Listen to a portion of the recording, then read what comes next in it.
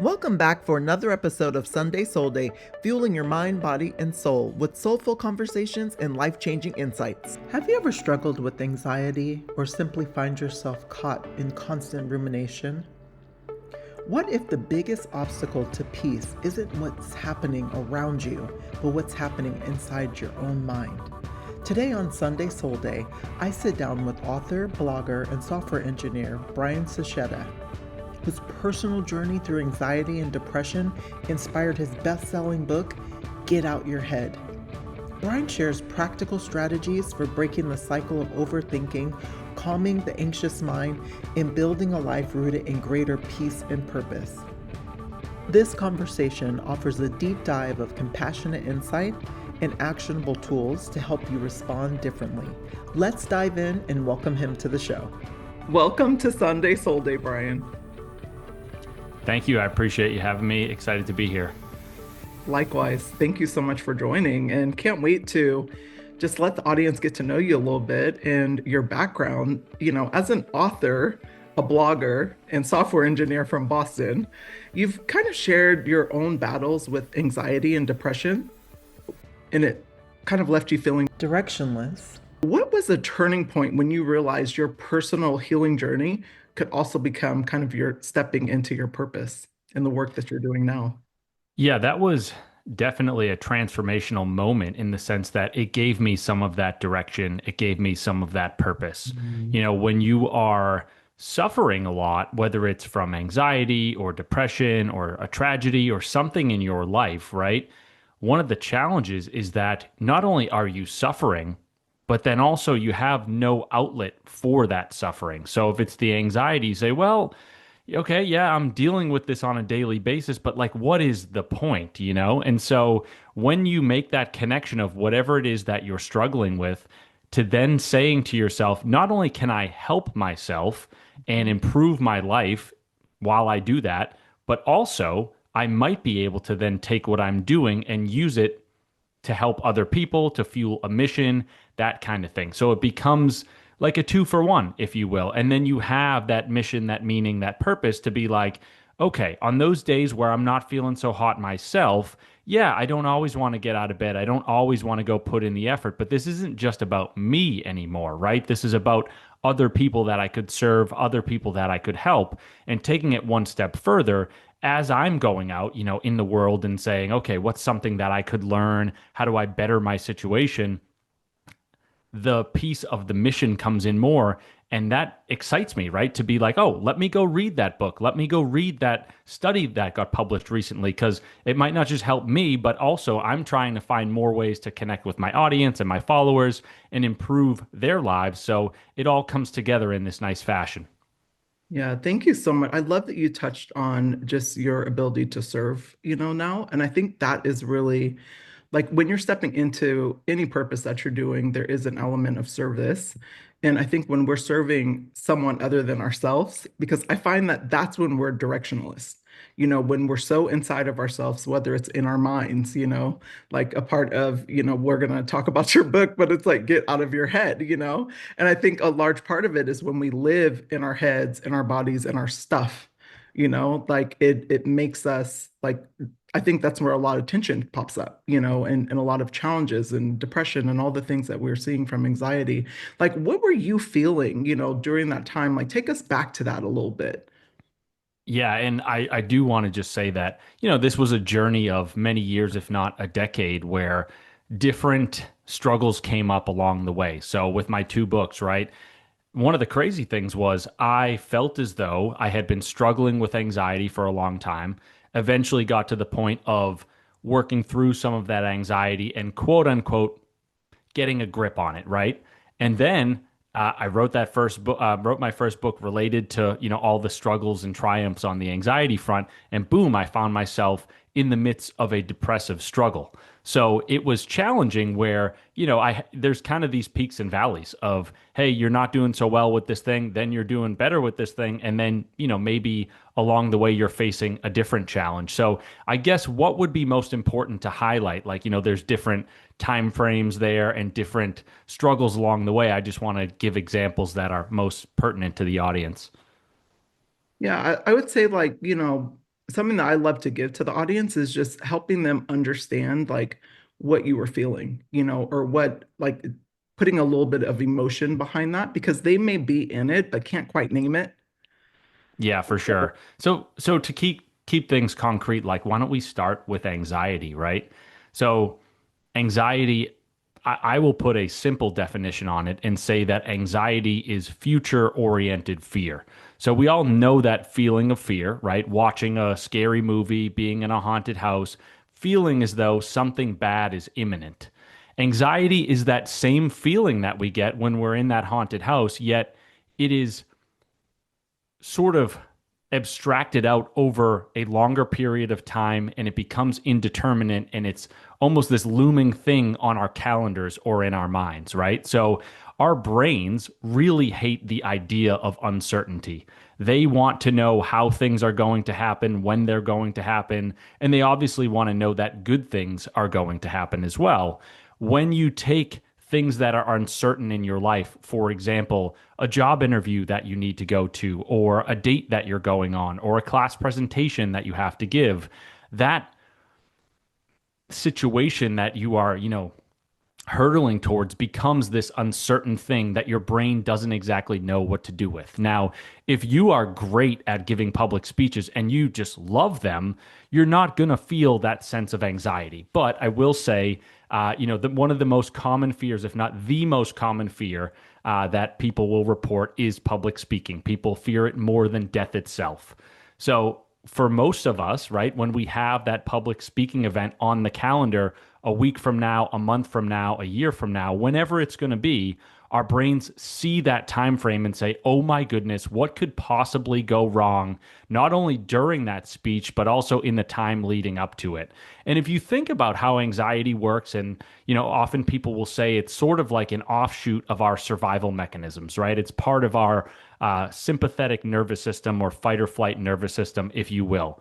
That those systems, and they're one and the same, but the different names that I give to them, right? They are designed, or it is designed to snuff out threats as quickly as possible. So you go back 500,000 years ago, and your sympathetic nervous system, right? It was designed to say, I'm in front of a hungry tiger right now. I need to run away from this tiger or fight with it, so that way I find safety as quickly as possible. When you go back to that job interview or that public speaking event, and you say to yourself, hey, it's not for a week, your mind and your brain and your body almost don't know what to do with that, right? Because there's no immediate thing to run from or fight with.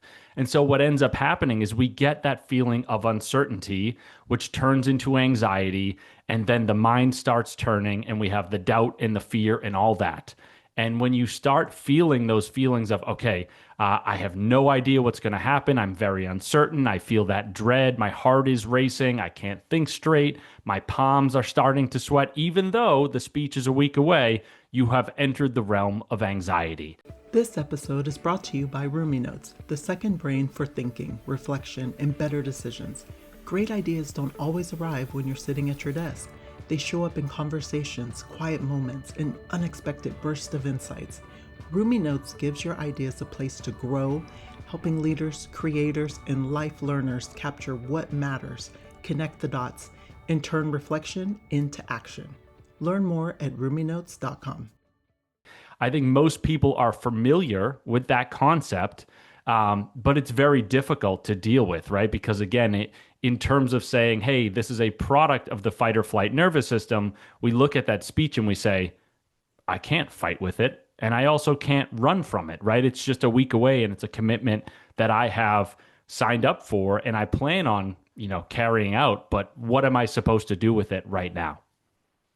Yeah, and I love that you explained it that way because what's interesting is fear, that fight or flight stage, that's all human, and I think the thing is we understand it intellectually, but it's so difficult in the moment when you don't have the tools on how to handle it.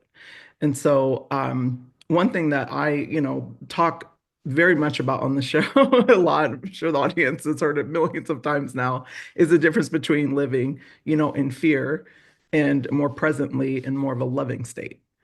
So meaning like, we're using anxiety which is a lot of future oriented fears, right? And sometimes fears in the past, that might creep up because maybe it's like a past experience that maybe you just totally bombed on the stage, if we're using the stage analogy. It's like maybe bombed on the stage and now you're thinking about that time. So now you're fearful for the next, event. And so, but there's the difference between living more presently. And when you live more presently, you're able to center yourself, and focus in on your tools and, your breath and all the things that can kind of, not necessarily remove it, because I think some level of fear is good, can lean into it, but I think just finding ways to manage it in a healthy way for yourself is really important.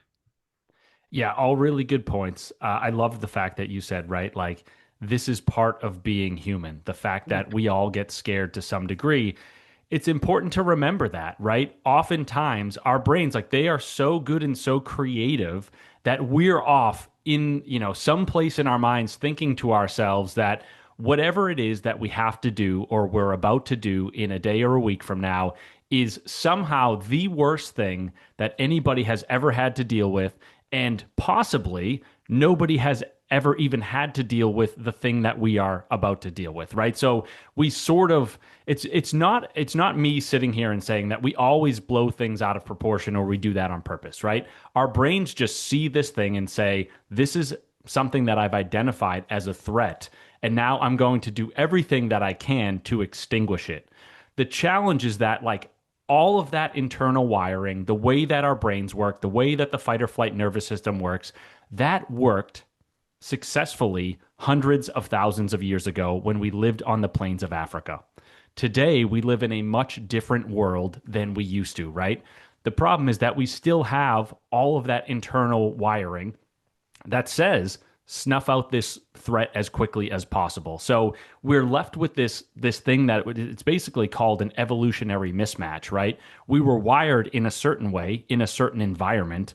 We now live in a very different world, and that wiring leaves us predisposed to anxiety and fear and depression and all sorts of other conditions, right? So what we have to do is we have to say, let's take a look at the disparity between our current world and the world in which we evolved and figure out how do we bring those two things together, right? So kind of being a little bit more concrete here, right? We're not going to be able to reach into our brains and hey brain, like, yeah, I know we got this thing a week from now, but just don't worry about it. It's not a big deal. That's just not how the brain works. That's not how the body works. So what we really have to do is we have to find ways, as you sort of alluded to, right? To find our presence, to get back to the present moment, to take our eye off of that scary thing off in the future, to find ways to reframe that scary thing off in the future, and just get back to living to the here and now. This is such a great conversation about this. Thank you for going a little deeper. I think it's so important for the audience because they don't always have the language. And so just being able to put language behind it is so beautiful. And you articulate so lovely. So, Awesome. Thank you. And if I yeah. can just add like one kind of a Oh, yeah, coda please. here, right? And I think it ties things together nicely. So we've talked about having that scary thing off in the calendar, the response that our body and our brains have, kind of the anxiety response, right? And then this disparity between how we are wired and what the world looks like today. What that leaves us with is needing to find specific tactics that help us bridge that gap. So in my first book, I talk about the 10 steps to getting out of your head. These are just 10 simple tactics that I came up with or wrote about in that first book to help readers bridge that gap. So the idea, right, is when somebody finds themselves in that scary moment where their brain is saying high alert, high alert, high alert, I want that person to find the tactics that work best for them to help them walk that fear back and then use those tactics on a regular basis to mitigate some of that anxiety. Just as one quick example, right? So I know it's very simple, but when you find yourself caught up in that fear, when you slow down and you do some deep breathing, on a deep exhale, you actually activate the parasympathetic nervous system. That is the opposite of the sympathetic nervous system or the fight or flight nervous system. So the more you lean into a simple tactic like that, where you say, I'm going to get my deep breaths in, I'm going to activate that parasympathetic nervous system, you're actually calming your body down. And when you calm your body down, you can more, it's easier for you to think a little bit more critically and say, okay, I know this thing is scary. I know I don't know what to do about it right now. But now I remember that I have a, now that I have a little bit more wherewithal about me, I now remember that I have my quote unquote mental health toolkit, my favorite tactics that Brian helped me outline, that kind of thing. You go pull out those strategies, those tactics, you put them to use in that scary situation, and you keep doing that repeatedly. And I think you'll find that in advance of that scary situation, the fear works itself back a little bit. Yeah, I love that you talked about that because that's one thing I was going to talk about is just breaking that fear cycle, and you said, is something I alluded to earlier is just around the breath and how important that is, but it's like deconstructing that cycle of overanalyzing and fears and all the things that kind of come up as we're ruminating on the thing, whatever the thing is. One thing I'm so curious about, and just for our audience, just to help them understand, like, can you talk to us about those, like a few of those kind of 10 steps? Like, there are a couple more that you can maybe share with the audience that they could apply if they're having these, anxiety-driven moments. Yeah, I would love to. So let's just kind of jump around and pick a couple random ones. Okay. So currently and I'm working on I guess a brief disclaimer here is I'm working on an updated edition of my first book. A couple of the steps may move around in order, but effectively the steps are pretty much all the same. So as of today, step 3 is called evaluate the potential outcomes and recall the one you want. So I was listening to somebody recently and they were saying with anxiety, it's different than despair, right? Because despair is thinking only bad things can go wrong and that's it. Anxiety is more, I'm afraid that bad things are going to happen, but there is some sliver of hope that something good happens, right? And the challenge is that because our fight or flight nervous systems, they are so watchful, right? They are almost like vengeful, I almost want to say, right? They come in and they're like, we need to figure out whatever that threat is and get it Hyper out of here. vigilant. Vigilant was probably the V word I was looking for. So thank you. I appreciate that. But they hyper focus on that threat. And then all of a sudden we kind of pause and figure out where we are in our situation. And we are so far removed from the thing that we actually care about.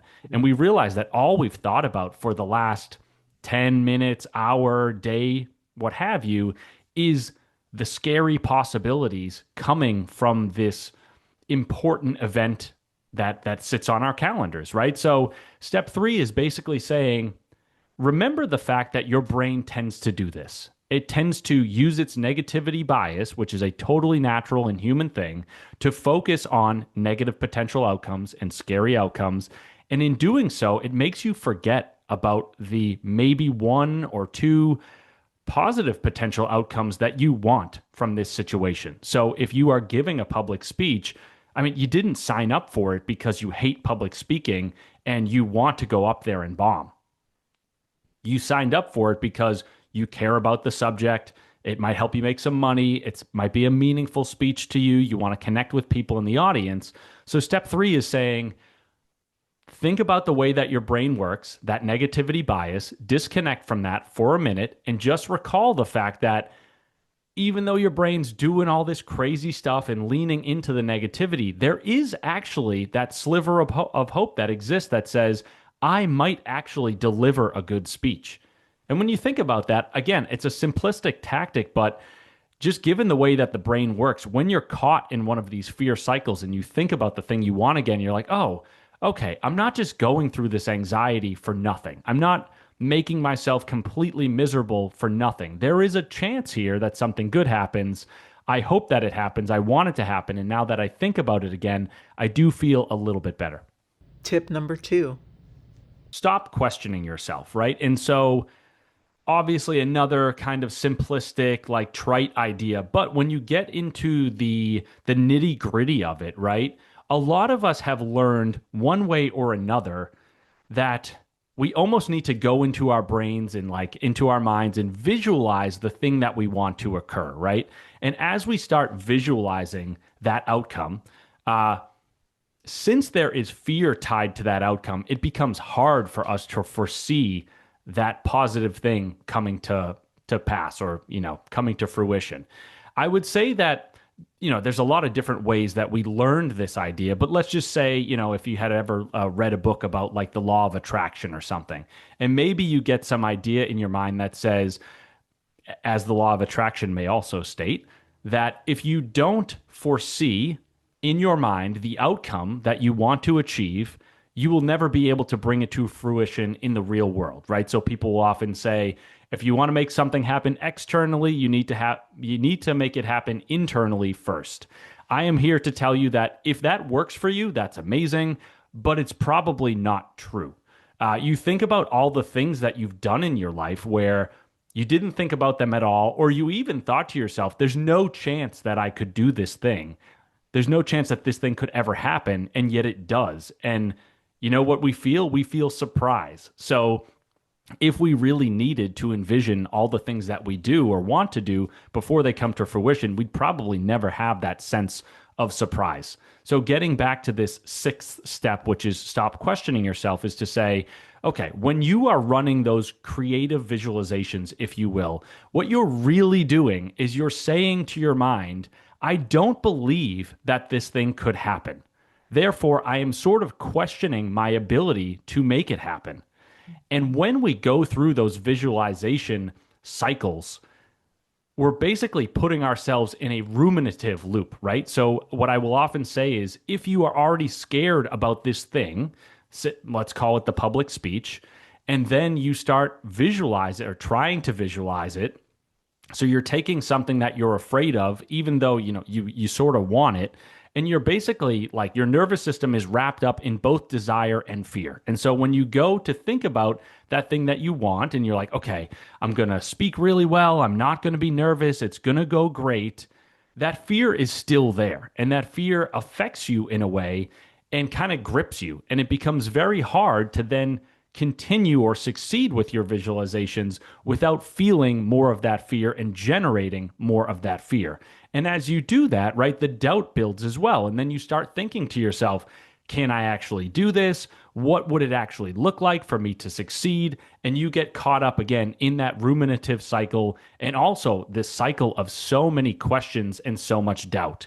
And so what I am here to tell you with this sixth step is to say that you don't need to see yourself doing all the things that you want to do in order to achieve those things. You don't need to question how those things are going to come to fruition.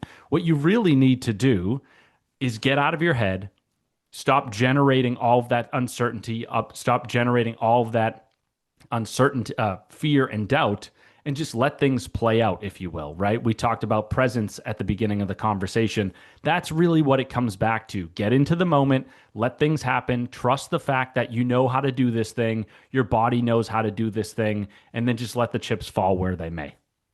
Yeah, I love that you talk about that. And I wrote something in my newsletter, the Soul Fueler Journal and Substack, called "Get Out of Your Head and Into Your Body." And I think a large part of, all of these fears, anxiety, all the rumination lives in our head, and we stay there, and I think it's healthy to feel those emotions. I really do. And I think we actually, where I might slightly disagree a little bit with you, Sure. and I love this. I love when people have different perspectives than me. But I would say like it's okay to visualize yourself like in those, kind of future states, like visualize yourself doing it, visualize how you want to feel and through all of your senses, the visualization, but then don't stay there because, and this is the difference between living in an or world and an and world. And I think what's so beautiful is that we can embrace the and, we don't have to do one or the other, we can do both. And so I like the idea that you were talking about where it's like get out of your head, get more present, So I call that getting into your body because when you're present, think about how you feel like all senses. You can feel things all senses when you're living in your body and not just in your head. And so thank you so much for those. Those were like incredible. I'm like so excited for the I audience. appreciate it. Yeah, and it's cool, right? It's cool to have a dialogue where maybe if we're not 100% aligned, right, we find the little Yeah, no, I love nuances, right? And we say, it. hey, like I'm of the opinion, whatever works That's what Yes. you got to lean into. If it's not working, then you got to be honest with yourself and be like, I just spent 2 hours trying to visualize and I look where I am now, right? So if it works, it works. If it doesn't, it doesn't. You move on. Yeah, and it doesn't work for everyone. Just like breath work doesn't always work for everyone, but there's so many different types, or even practicing mindfulness or meditation, like some people cannot meditate. They really struggle. So I'm like, okay, let's try like more active mindfulness practice, like where you're walking. Then they love it. So it's like it's really finding out like what works for you and not being afraid to try different things because I think, like I said, fear is very human and it's okay to be fearful. I mean, some of the greatest athletes we think about in the world, like including someone like my father who played professional football, he would get nervous. He's a nervous basket, he's just like full of nerves.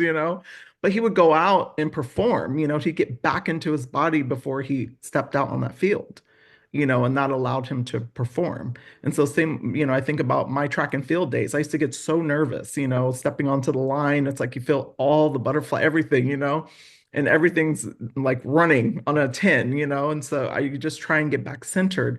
And I would always do that through visualization, but also through breath and making sure I could feel myself again because you start to not feel yourself when you're in that fear state. You start to like feel outside of your body, and you want to get back into it. So love that. Yep, great points. And I would say I'm going to get the number wrong, but Bill Russell, who is one of the most famous Oh Boston yeah. Celtics of all time. I'm from Boston, and that's why I bring it up. Is I believe that he threw up before every single game he ever played. One of the best to ever play the game. It's either 11 or 13 championships. I want to say 13. You think about the fact that we internalize these, or well, we internalize our own stories and say, if I'm nervous, that means something bad is going to happen. And yet here we are, the champion of champions.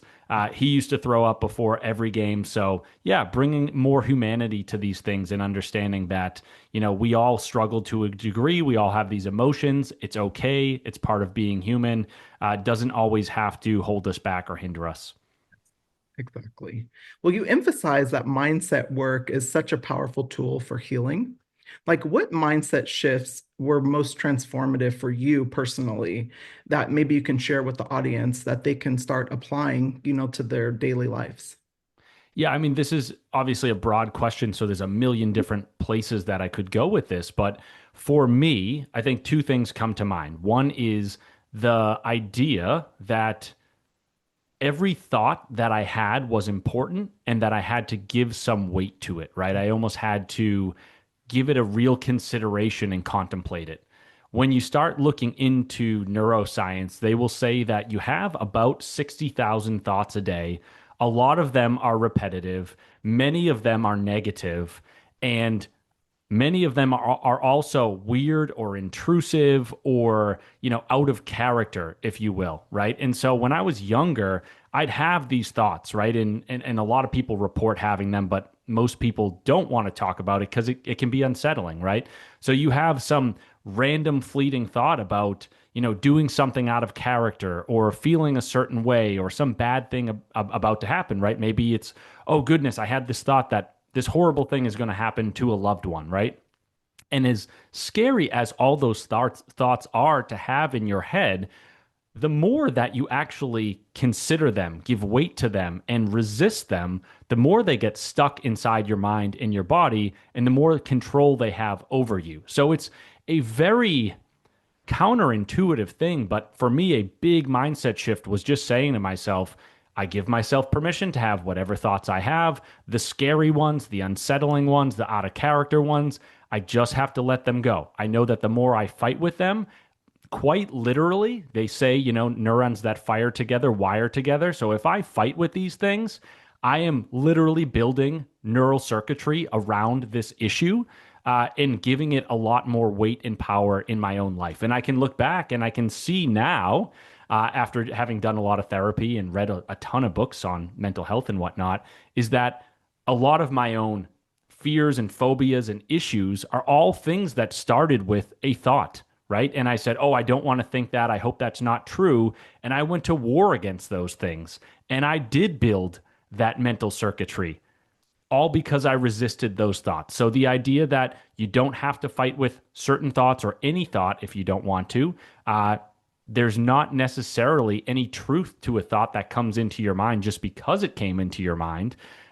Let those things go.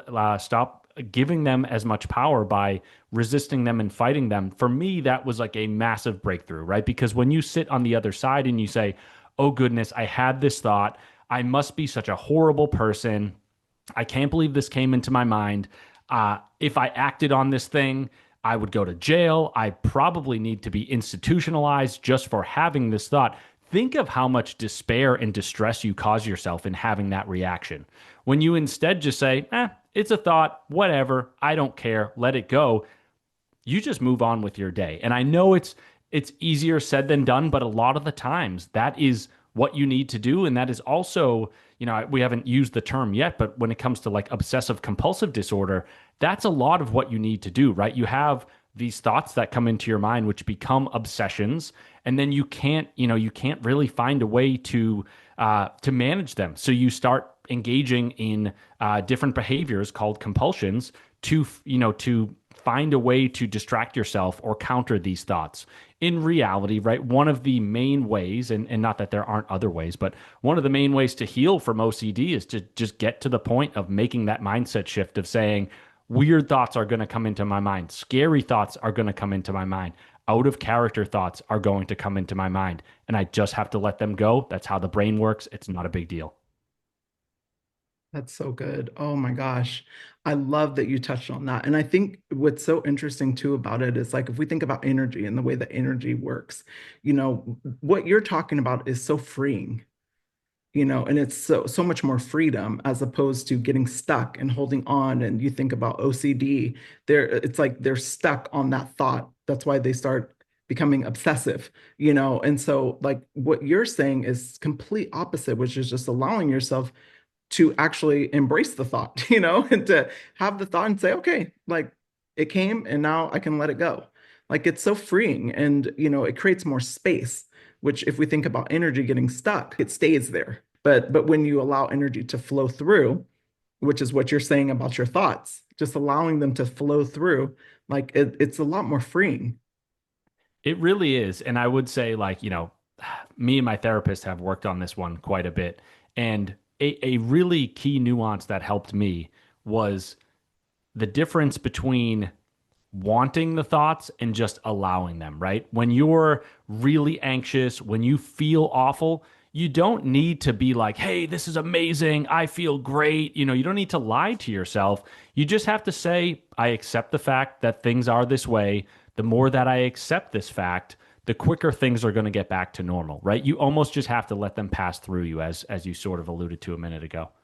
Yeah, what has helped me over the years, and I've also, been in therapy, I've had coaches, spiritual life coaches, all sorts of things, and read, thousands of books. And what has truly helped me is understanding that this too shall pass. It's such an old saying, but it's so true. It's like nothing lasts forever. Nothing. Not us, not plants, not trees. I mean, nothing. And so even those moments, even if they're difficult and challenging, it doesn't last forever. It will pass through, but you got to That's allow. amazing. And that's actually step 10 on the 10 steps to getting Oh, out of get a rut. out. So, yep, Amazing. Amazing. Oh my gosh. Okay, now I can't wait to read it. It's amazing. That is so cool. Sorry, I lost my thought. That's amazing. I love no that. problem. I can feel the vibe. We're so aligned. I want to talk to you about inner peace, beyond managing symptoms in the moment, which we've talked all about. um, you know, at some point you want to start building like a sustainable lifestyle that actually welcomes in inner peace. Like, what does that look like for your life now? And how can listeners, like, let's say they're listening in, they're really stuck in those ruminating thoughts, like, how can they start creating peace for themselves? Yeah, I want to focus on two specific things. So the first is pretty much what we just talked about, right? Is getting to that point of saying, almost like I don't care. I have anxiety. Occasionally I have depression. I don't care. Like it's going to pop up. I'm going to let it flow through me. I'm going to do my thing. Eventually it will pass. and I just don't care anymore, right? So much of our pain comes from our resistance. And I know it sounds a little corny, but it's that pushback, right? When you say, hey, I'm just going to allow this to be here and eventually it's going to pass and I'm going to get through it, it does. And it often does quicker, right? So that's a really key thing of not resisting that struggle, not feeling as though, that struggle makes you anything lesser as a human, right? Understanding that all of these challenges are very human problems. They are very common problems. Doesn't make them easy, but I think it allows us to reframe them a little bit. The second part, especially for me, of inner peace comes down to stress management. So we talked about how anxiety is an offshoot of the sympathetic nervous system or very similar, in its effects to the sympathetic nervous system in the sense that when we're anxious and our heart is racing and the blood is pumping and we can't think straight, that's pretty much the same as an aroused sympathetic nervous system, right?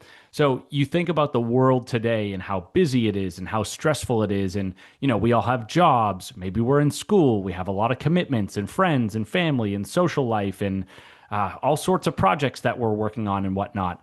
All of those things can create stress in our lives and add to our stress load or our stress burden, right? And if you go back to thinking about the sympathetic nervous system, the acute stress response in the body, and the fact that it's very closely aligned with anxiety, we could say that the more stress we experience, the more likely we are to experience anxiety. Now, stress and anxiety are not the same exact thing, but they are closely related, right? So for me, a lot of the healing that I did in the last few years came down to taking a step back, looking at my life, and being honest with myself in the sense that my life got stressful. It kind of crept up on me, right? It's like you add a commitment here, a commitment there. You almost eventually have to do something of a decluttering, right? And say, hey, I picked up all those commitments along the way. And at some point, each one of them served me a little bit. But where I'm at today, this whole mess of stress is not serving me. So I need to take a step back, reevaluate my priorities, figure out what's important to me, what's not important to me, let go or drop some of these commitments that I don't have time for and I don't want to withstand the stress of. And then in doing so, I will have less stress and therefore I will encounter less anxiety. For me, that's been a huge thing. Basically just figuring out what can I say no to, making it such that my sympathetic nervous system is not running hot all day, every day. And in turn, making it so that I'm not experiencing as much anxiety as I was previously. So good. I love that you talk about the inner stress management, but also what I like to call an authentic audit. And I do this with my clients, like where we do an authentic audit of their entire wheel of life. So all areas of the wheel of life and taking a look at it, and measuring what gives them energy and what sucks energy from them. In addition to the time spent doing those things, and then also like rating, like how do you feel about these particular areas, like whether it's your finance, whether it's your work, your home life. Sometimes your home life is more stressful than your work, so you end up staying a little longer at work, vice versa. So, but I love that you touched on that, and I think it's so important. It's a great takeaway for the audience, is really starting with that honesty, like in that authentic audit and taking a look at like where you're spending your energy that is just not serving you. And then, how can you, to your point, say no to things, and to take some things off your plate. I love that. It's so simple, but it is so important. And I did that for myself, and then I end up piling on other things that gave me energy, but but I still piled them on. But they give me energy, so it's a little different now. So, do you have a spiritual practice? Spiritual practice, I don't know. Okay. I do pray before I go to bed every night, and that is the extent of it. I'm not very religious, if all that religious, but I do believe that life is a sacred thing, and that we're all connected on some level. I definitely I'm interested in, and I have done some psychedelics before, so there's some threads to pull on there that are interesting. Of even if it's just a matter of going into your psyche and figuring out, what are some of the spiritual levers to push on. I do find that stuff very interesting and how it relates to mental health. But I don't have, much of a spiritual practice other than, say my prayers before bed, hope everything goes well, and, you just see where life takes you. But that's a practice. That's a great start. I mean, some people don't have that, so that is a practice that you do every night, like you're practicing that. So Yeah, like, and I will say, like, just a quick can of worms that I'm going to open up is okay. I tell this story in my first book near the end. I was in Hawaii in 2018 with my family. We were on vacation, and there was this thing that, there's a Wikipedia page for it now. A lot of people have heard about it. It's called the 2018 Hawaiian False Missile Alert. And we're on vacation, at the resort, and we get these push notifications sent to our cell phones, essentially saying that a nuke was coming to the island, and that it was like, take cover. That was kind of it. It was like, Yeah. best of luck. You're probably dead, but do what you can. Oh That my. was one of the most scary things I've ever endured in my life, thinking, hey, we're just waiting for this missile to come and blow us off the map. And obviously, we all do a little bit of bargaining in our lives. It's like when the plane starts shaking a little bit, you're like, oh, I'll do this thing in my life or whatever. And who knows if you actually carry it out when you get back on the ground. But I was so shaken during that Hawaiian episode. I bargained and I said, I haven't been doing so good with my prayers as of late. I will pray every day for the rest of my life if you get me out of here. And every night before, and okay, maybe I miss a night and I have to go make them up later on during the week or whatever. But every night since then, I have been counting those blessings, lucky to be alive for sure, and just yeah, trying to make good on that promise. Thank you so much for sharing that. And I think, many of us have been in that situation, like when I talk about a spiritual practice, I'm like, it doesn't always have to be, prayer where you're answering, or asking or praying to someone higher than yourself. Your spiritual practice can be just being of service to others, and there's so many. So I asked that question because I'm like, you actually do have a spiritual practice in what you're doing just by being of service to others in the way that you have stepped into your purpose, turning your pain into your purpose. And so I just wanted to give you that in addition to add to your prayer list that you just said. Very cool. I like being able to look at it that way. That's really nice. Yeah. So tell me, how do you take care of yourself now? That you've gone through therapy, read lots of books.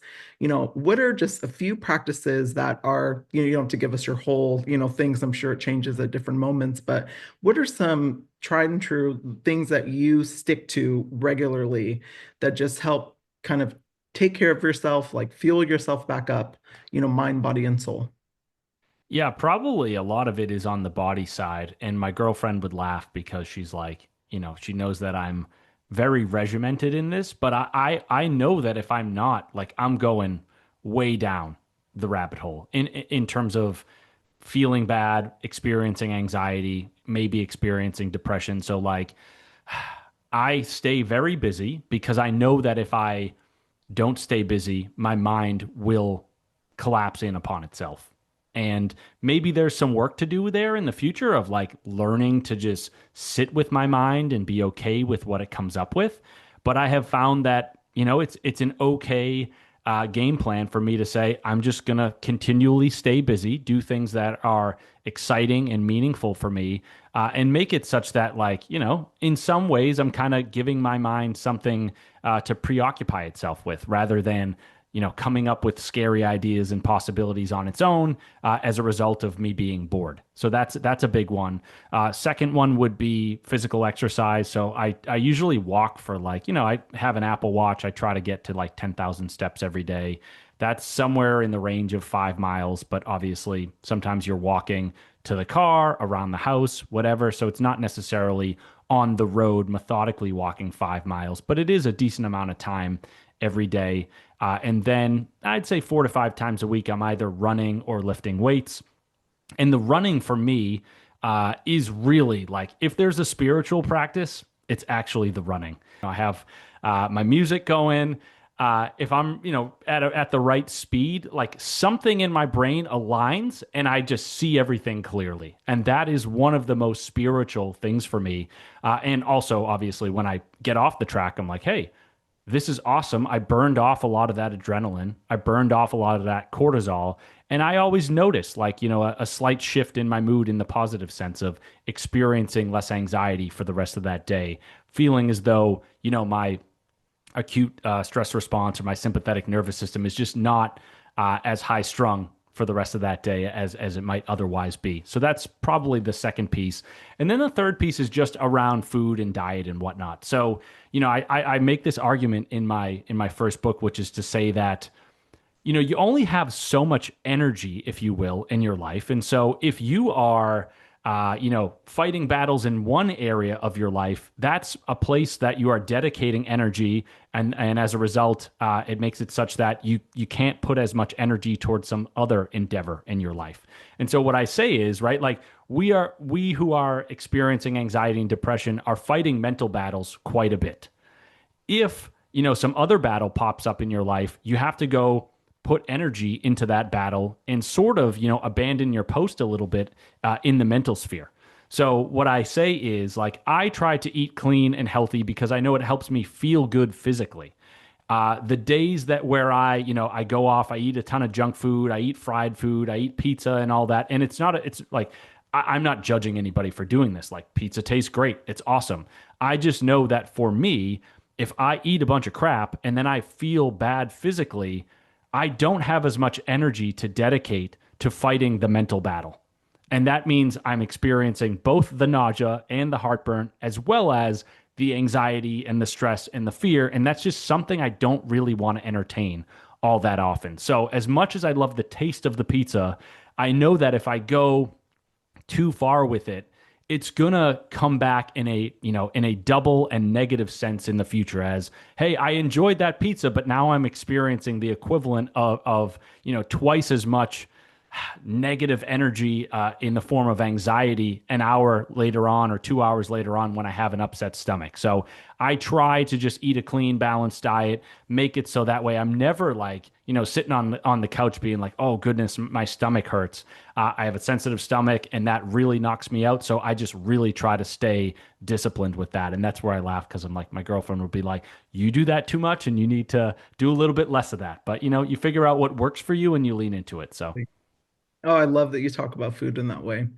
And I think it's such a great takeaway for the audience because it really is energy, and you think about like hundreds and hundreds, years ago, like people ate very differently, and they ate like for energy, and not for like not necessarily satisfaction, 'cause I'm sure they enjoyed it, but it's like we eat now, we're like always looking for satisfaction, And so I love that you use it in that way, saying like it allows you to fight, the mental battles. Love that.